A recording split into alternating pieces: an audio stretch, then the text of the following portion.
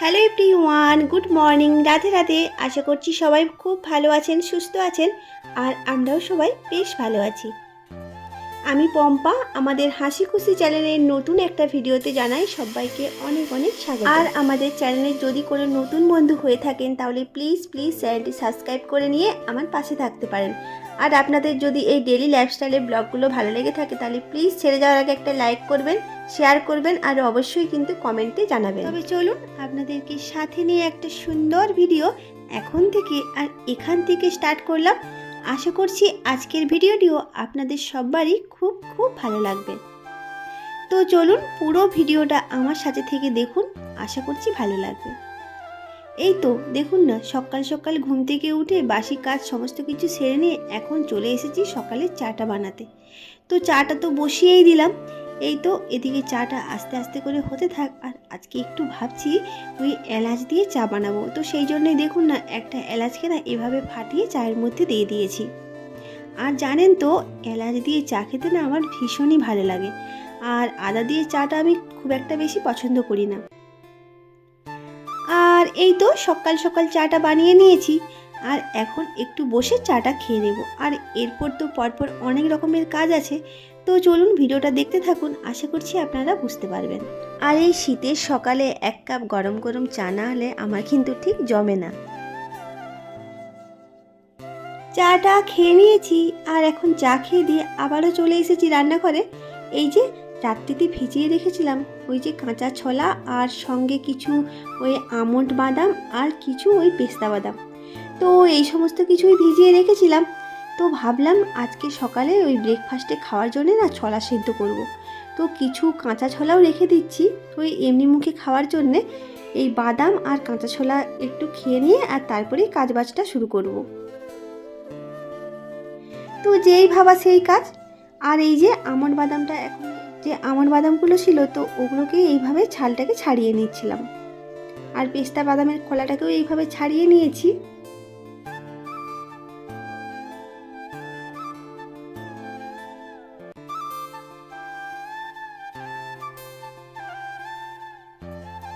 তো ওদিকে ওই সব করে নিয়ে না রেখে দিয়েছি।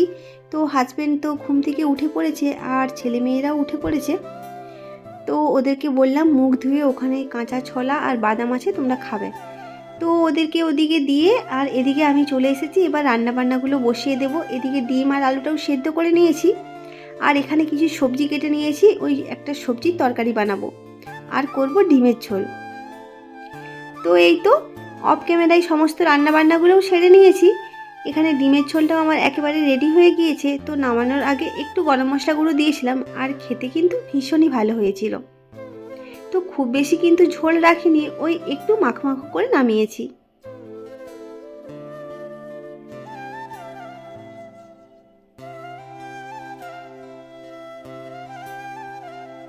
তো এদিকে দেখুন ডিমের তরকারিটা কিন্তু আমার একেবারে হয়ে গিয়েছে। আর এদিকে না ছোলাটাকেও এই যে সিদ্ধ করে নিয়েছি। তো এখন ঢাকা চাপা দিয়ে রেখে দেব। আর এদিকে এই যে সবজির তরকারিটাও বানিয়ে নিয়েছি, এখানে সিম আর ওই ফুলকপি, তারপর সন্না ডাঁটা, আলু, তো এই সমস্ত কিছু দিয়েছি। আর একটু বেগুনও দিয়েছিলাম। তো সমস্ত কিছু দিয়ে সুন্দর করে মাখো মাখো করে একটা তরকারি বানিয়ে নিয়েছি। তো এদিকে তো সমস্ত রান্নাবান্না আমার কমপ্লিট হয়ে গিয়েছে, সমস্ত কিছু ঢাকা চাপা দিয়ে এভাবে রেখে দিলাম। তো চলুন এবার না একটু নিজের জন্য সময় পেয়েছি, জানেন তো। এই যে সকালের যে এখন লেবু জলটা, তো ওটাই এখন খেয়ে নেব। সকালে তো দেখলেন চাটা খেয়ে নিয়েছিলাম। তো সকালে না আমি এই লেবু জলটা একেবারেই খেতে পারি না, তাই সকালে আমি দুধ চাটা খেয়ে নিয়েছিলাম। আর এখন এই যে বেলার দিকে একটু লেবু জল খাবো।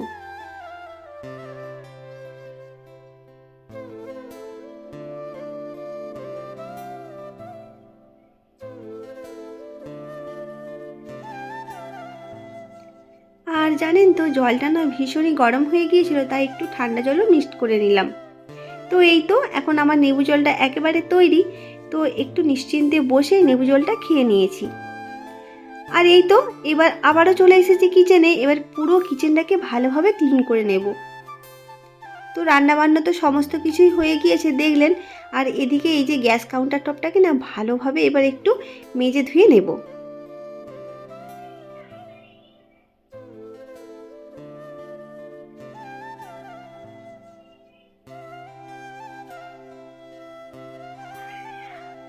আর এই তো রান্নাবান্না করার পর যে সমস্ত বাসনকোসন পড়েছিল তো সেগুলোই না হাতে হাতে একেবারে মেজে নেব।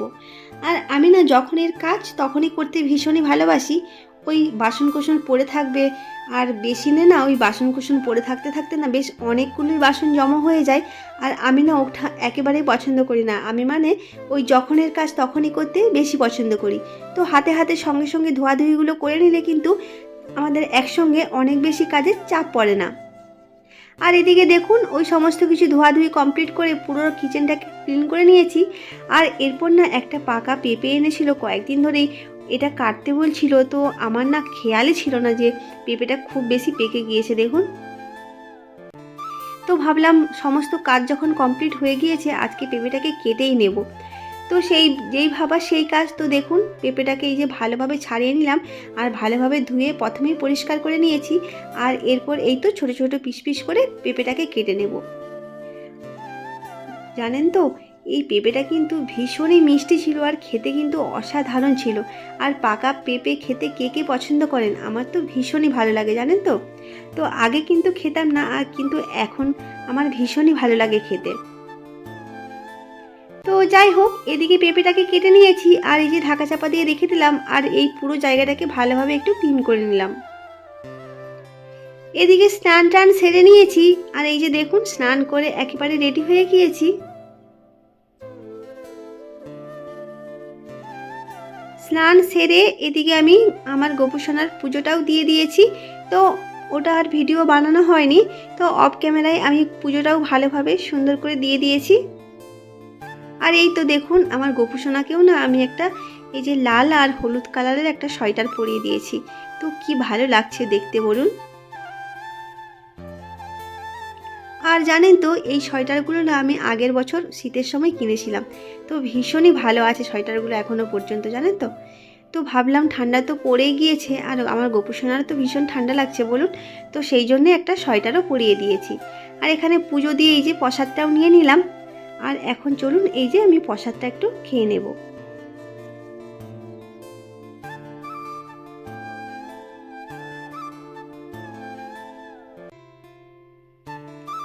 সমস্ত কাজ কমপ্লিট করে এখন চলে এসেছি বেডরুমে।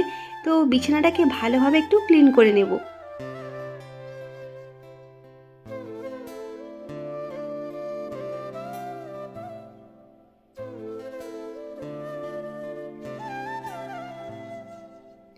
আর জানেন তো ওই পাশের জানলাটা না আর খুললাম না, ওদিকটা দিয়ে ভীষণই বাতাস আসে জানেন তো।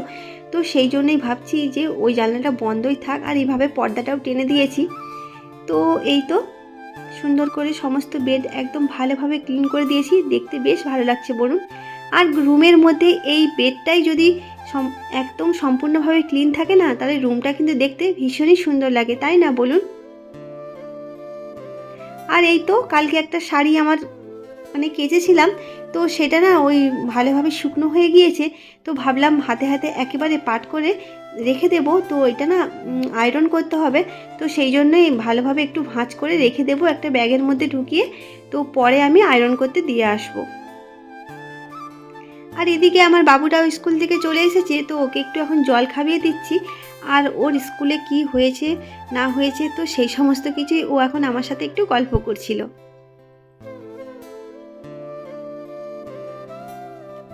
আর ওদিকে না বাবুকে স্নান টান করিয়ে দিয়েছি ভালোভাবে। আর এদিকে চলুন আপনাদেরকে একটা জিনিস দেখায়। তো এদিকে দেখুন এই যে একটা বড় টব এনেছি, আর এই টবের মধ্যে এটা কি গাছ বলুন তো, চিনতে পারছেন কি আপনারা কেউ? তো ওটা ছিল বেগুন গাছ। তো ওদের বাবা এই তো কয়েকদিন আগে দেশের বাড়িতে গিয়েছিলেন, তো ওখান থেকেই ওই বেগুন চারাটা এনেছিল। তো ভাবলাম একটা বড় টবের মধ্যে লাগিয়ে দিই, দেখা যাক হয় কিনা।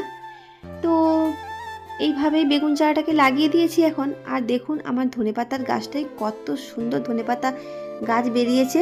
তো ভীষণই সুন্দর লাগছে কিন্তু দেখতে বলুন।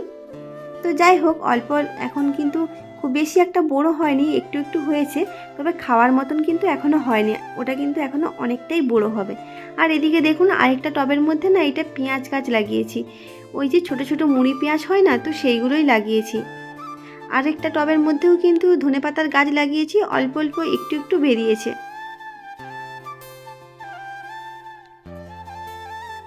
তো যাই হোক এদিকে চলে এসেছি আবারও রুমে। আর আজকে না ভাবছি আমার না একটা ওই ঘরে পরার একটা সোয়েটার বের করব।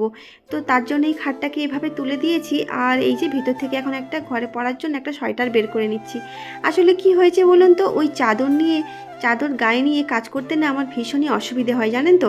ওই চাদর নিয়ে কাজ করতে না আমি একেবারেই পারি না। তাই সেই জন্যই ভাবলাম একটা সোয়েটার বের করে নিই ভেতর থেকে। তো সোয়েটার পরে কাজ করলে তবু খুব একটা অসুবিধা হয় না, কিন্তু চাদর নিয়ে কাজ করতে না ভীষণই অসুবিধা হয়, জানেন তো। তো সেই জন্যে এই যে একটা বক্স খাটের ভেতর থেকে একটা সোয়েটার বের করে নিলাম। আর এদিকে চলুন, দেখুন এই যে আমার বেসিনের কাছে যে ক্যাবিনেটটা আসে না, তো এইখানটা না বড্ড এলোমেলো হয়ে গিয়েছে। তো ভাবছি এটাকে আজকে ক্লিন করব। তো দেখুন নিচের দুটো বক্স না ওই হাবিজাবি সমস্ত কিছু জিনিসপত্র আছে, তো ভাবলাম যে নিচের দুটো বক্সকেই ভালোভাবে ক্লিন করব। আর ক্লিন করে না এই যে আমার যে সমস্ত কাঁচের জিনিসপত্রগুলো আছে, ওই কাপ প্লেট তো এই সমস্ত কিছুই না নিচের দুটো বক্সে ভাবছি যে সুন্দর করে সাজিয়ে নেব। তো যেই ভাবা সেই কাজ, সঙ্গে সঙ্গে দেখুন এই যে বক্স দুটোর মধ্যে সমস্ত কিছু ওই যা সমস্ত হাবিজাবি জিনিসপত্র ছিল, তো সেগুলোকে না একেবারে বের করে নিয়েছি।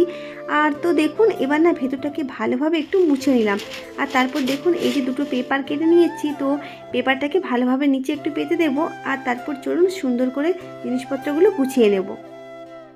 আর দেখুন এই যে প্লেটের উপরে কিন্তু একটা করে এই যে শাড়ির মধ্যে যে নতুন শাড়ির মধ্যে যে পেপারগুলো থাকে না, কিংবা শার্টের মধ্যেও যে একটা নরম তুলির মতন থাকে না, তো ওগুলোকে না আমি এইভাবে রেখে দিয়েছিলাম।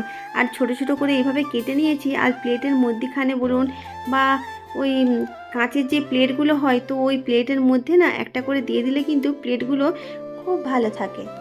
আর জানেন তো এইভাবে রেখে দিলে না প্লেটগুলো কিন্তু খুব ভালো থাকে, মানে ওই প্লেটের মধ্যে কোনো ক্র্যাচ বলুন বা কোনো দাগ কিন্তু আসে না। আর এখানে এই যে সুন্দর করে এবার কাপগুলোকেও সাজিয়ে নিচ্ছি। তো এতক্ষণ পর্যন্ত যারা যারা আমার ভিডিওটি দেখলেন, আমার ভিডিও আপনাদের কেমন লাগছে অবশ্যই কিন্তু কমেন্টে জানাবেন। আর আগের ভিডিওতে আমাকে অনেকেই কমেন্ট করেছিল, তো এই ভিডিওতে আমি তাদের নামগুলো নিতে পারলাম না, তো অবশ্যই পরের ভিডিওতে আমি তাদের নামগুলো নেব। তো তোমাদেরকে জানাই অসংখ্য অসংখ্য ধন্যবাদ। তো এত ভিড়ের মধ্যেখান থেকে যে তোমরা আমার ভিডিও দেখেছো, আর আমার ভিডিও যে তোমাদের ভালো লেগেছে, তো তার জন্য আমি ভীষণই ভীষণই খুশি। তো এইভাবেই তোমরা আমাকে ভালোবাসা দিয়ে যেও। আর আর আমি ভেবেছি যে এবার থেকে যারা যারা আমাকে কমেন্ট করবে তাদের প্রত্যেকের নাম আমি আমার ভিডিওর মাধ্যমে নেব। তো আশা করছি এতক্ষণ পর্যন্ত যারা যারা ভিডিওটি দেখলেন, যদি আমার চ্যানেলের নতুন বন্ধু হয়ে থাকেন তাহলে অবশ্যই চ্যানেলটি সাবস্ক্রাইব করে নিয়ে আমার পাশে থাকতে পারেন। আর যদি ভিডিওটা ভালো লেগে থাকে অবশ্যই কিন্তু একটা লাইক করবেন, আর কমেন্টে জানাবেন আপনাদের কেমন লেগেছে। ভালো লাগলে অবশ্যই শেয়ার করবেন। আর দেখুন আপনাদের সাথে একটা টিপস শেয়ার করছি। এই যে মুড়ি আনার যে চিকগুলো হয় না, তো মানে এখানে কিন্তু অনেক চিক আমার জমা হয়ে গিয়েছে, তো চিকগুলো আমি ফেলিনি। তো চিকগুলো কিন্তু অনেক রকমের কাজে লেগে যায়। আর এই যে কাপড়ের ব্যাগগুলো, এগুলো কিন্তু ভীষণই কাজের জিনিস। তো সমস্ত ব্যাগগুলোকে এভাবে ফোল্ড করে নিয়েছি। আর এখানে না ওই একটা আমি ওই যে শার্টের যে বক্সগুলো হয় না, তো সেই বক্সের মধ্যে সুন্দর করে ওই চিক আর ব্যাগ আর সমস্ত পেপারগুলোকে না এভাবে সুন্দর করে সাজিয়ে নিয়েছি। তো এগুলো ভীষণই কাজের জিনিস, জানেন তো। এদিক ওদিক তো আমাদের ছড়ানো হয়েই থাকে, তো সমস্ত কিছু যদি আমরা এভাবে গুছিয়ে রাখি তাহলে কিন্তু দেখতেও ভালো লাগে, আর হাতের কাছে জিনিসটা যখন আমাদের দরকার লাগে তখন কিন্তু আমরা পেয়ে যাব।